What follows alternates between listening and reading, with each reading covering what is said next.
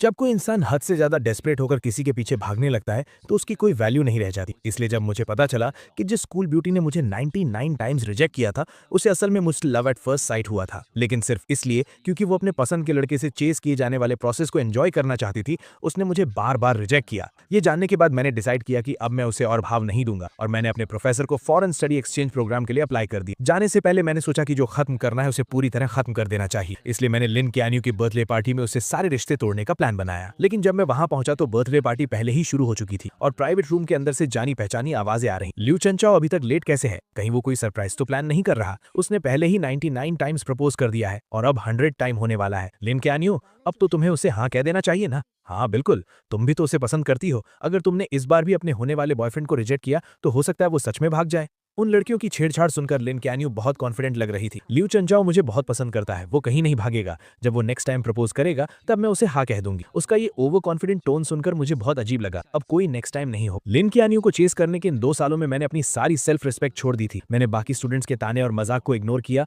और हर रोज उसे खुश करने के लिए नए नए तरीके आजमाए, लेकिन मेरे सच्चे प्यार का कभी कोई जवाब नहीं मिला। मैंने कई बार गिव अप करने का भी सोचा और न जाने कितनी रातें अकेले रोते हुए गुजारी, लेकिन अगले दिन मैं फिर से हिम्मत जुटाकर उसके पीछे लग जाता था। यहाँ तक कि उसके करीब रहने के लिए मैंने उस फॉरेन एक्सचेंज स्टूडेंट प्रोग्राम को भी लगभग छोड़ ही गया था, जिसे पाना बहुत मुश्किल था। जब तक कि उस दिन मैंने गलती से लिन कैन्यू का फोन नहीं देख लिया। तब मुझे पता चला कि लिन कैन्यू को भी मुझसे लव एट फर्स्ट साइट हुआ था। उसने मेरा contact name dear husband save किया हुआ था और उसकी गैलरी में मेरी हजारों फोटोज थी। लेकिन ये जानने के बाद कि वो भी मुझे पसंद करती है, मुझे बिल्कुल भी खुशी नहीं हुई, बल्कि मुझे बहुत गुस्सा आया और सब कुछ एक मजाक लगने लगा। मैं थक चुका हूँ, मैंने हार मान ली है। अब मैं बस जाना चाहता हूँ और लिन कैन्यू की दुनिया से हमेशा के लिए गायब होना चाहता हूँ। जैसे ही मैंने दरवाजा खोला, रूम के अंदर की बातें अचानक रुक गईं। सबने बड़ी चालाकी से मुंह घुमा लिया और दूसरी बातें करने लगे, जैसे उन्होंने मुझे देखा ही ना हो। लिन कैन्यू ने भी अपनी ड्रिंक उठाई और गेम में शामिल हो गई। उसने एकदम कोल्ड सा फेस बना रखा था और मेरी तरफ देखा तक नहीं। मैंने उसकी तरफ देखा और मुझे मानना पड़ा कि उसकी एक्टिंग सच में कमाल की थी। पूरे रूम के लोगों के मुझे इग्नोर करने पर भी मुझे बिल्कुल बुरा नहीं लगा।